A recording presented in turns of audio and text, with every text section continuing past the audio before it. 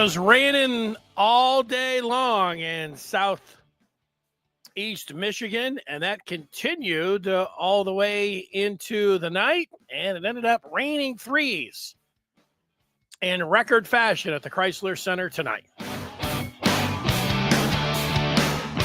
Welcome in to the Michigan basketball postgame live show, the last one of the year.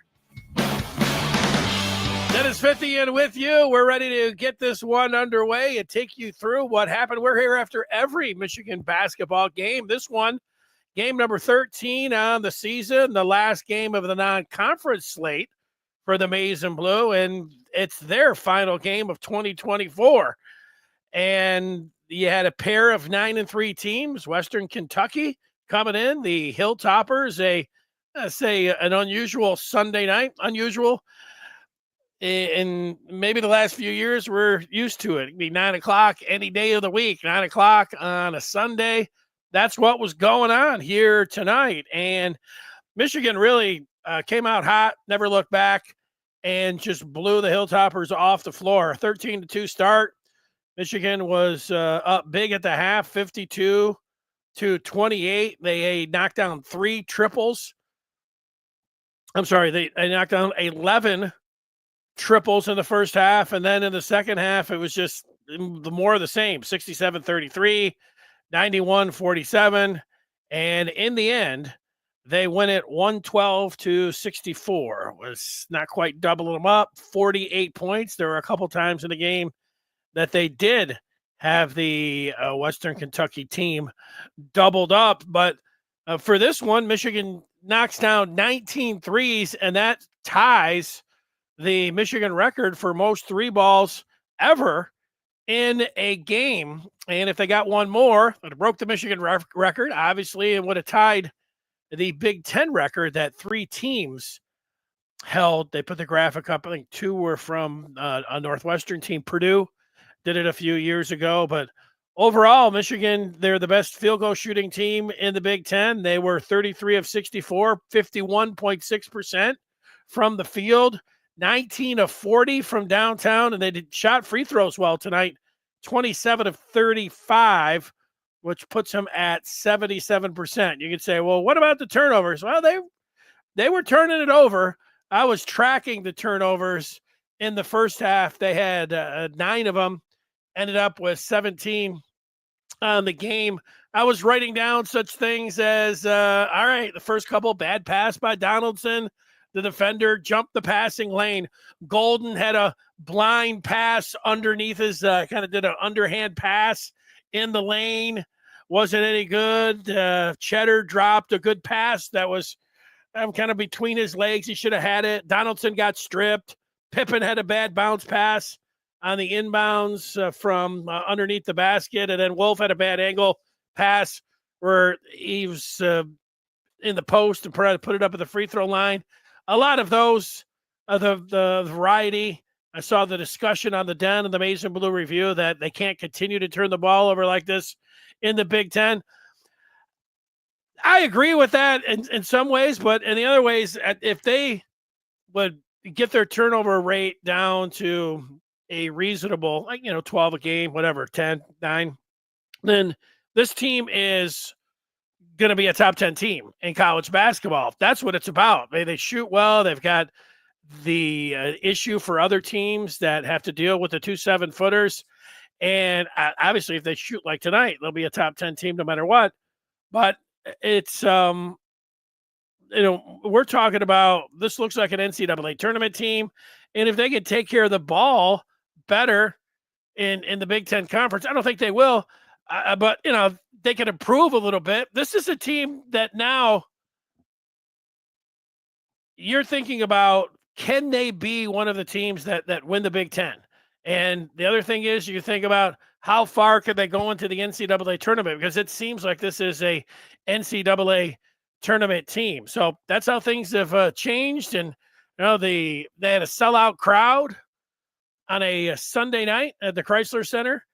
That's pretty nice. And, you look at the numbers, Ken Pom entering the game today, Michigan was this is from last week when they were 25th. And then I did freshen those up to today. They moved up in the Ken Pom rankings to 21, 29th offensively, 20th on defense. They're the 6th ranked team on the kenpom.com.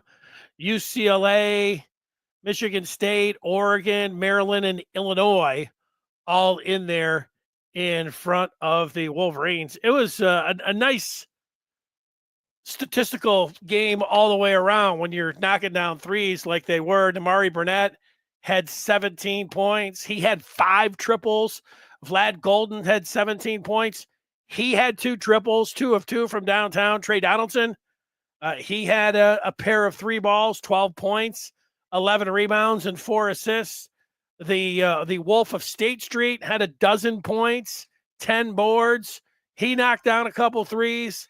And Roddy Gale had also 11 points. So all 5 starters for Michigan in double figures. And there's Sam Walters, 2 of 6 from downtown. He had a baker's dozen. LJ Kason, did not get in double figures. He had a step back 3. He was 1 of 4.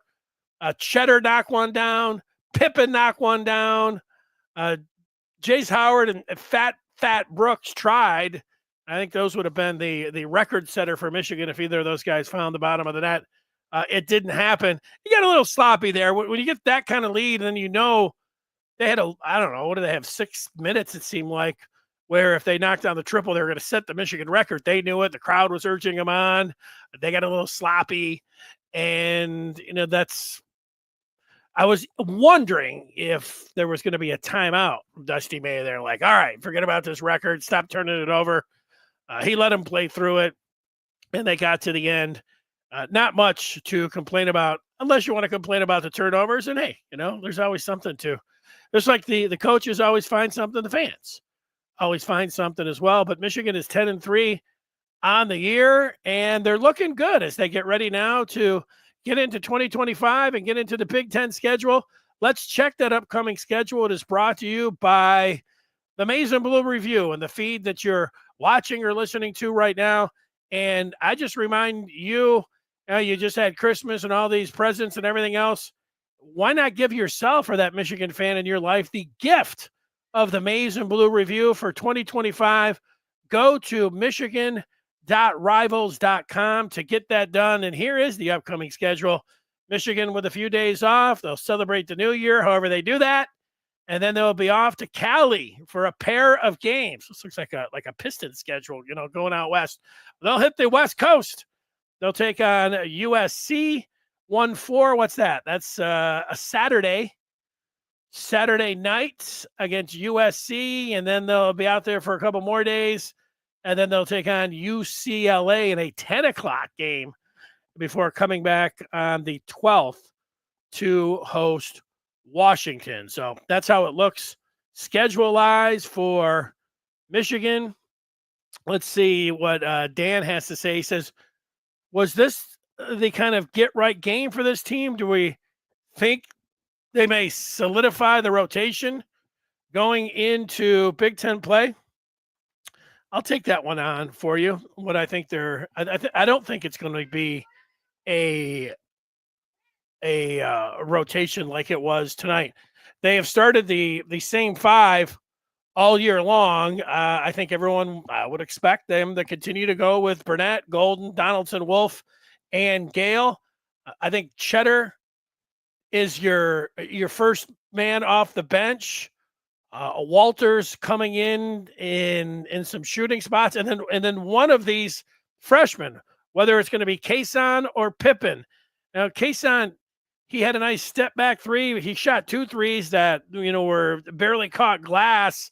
He seems like he might be struggling a little bit. You say your confidence. They say he's got a great confidence and everything, but it's just overall game has dropped a little bit. Meanwhile, Pippin's has picked up, and he's looking pretty good. So it seems like you'd say those guys are interchangeable, whichever one it's going to be. So, you're talking about a 6-man in Cheddar, 7 in Walters, and then they're just going to go with an 8-man rotation, Dan.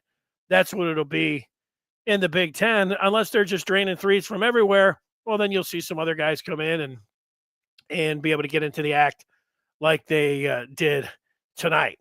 But that's going to do it tonight as Michigan wins this one easily. They get up early. They boat race the Hilltoppers and win this one by dang near 50 points, 48, 112 to 64. So that'll do it for the Michigan basketball postgame live. We'll talk with you tomorrow. We'll get ready for the ReliaQuest Bowl coming up on Tuesday. You know, with Christmas and New Year's being, and New Year's Day right in the middle of the week, there have been a few times over this week where I'm like, all right, is it Saturday? Is it Sunday? It's Sunday right now. Tomorrow will be Monday. We'll talk with you at 2:00. We'll see you over on the Maize and Blue Review after the game. There's always discussion going on over there all day, all night. Yeah, hit that like button. Subscribe to the podcast. Leave your, rate, all those things. We love the 5-star ratings. And who doesn't? Who doesn't love a 5-star? Okay, if I don't talk at you tomorrow, everybody have themselves a great new year. And we'll talk with you soon as Michigan gets the dub again, 112 to 64. So long, everybody. Good night.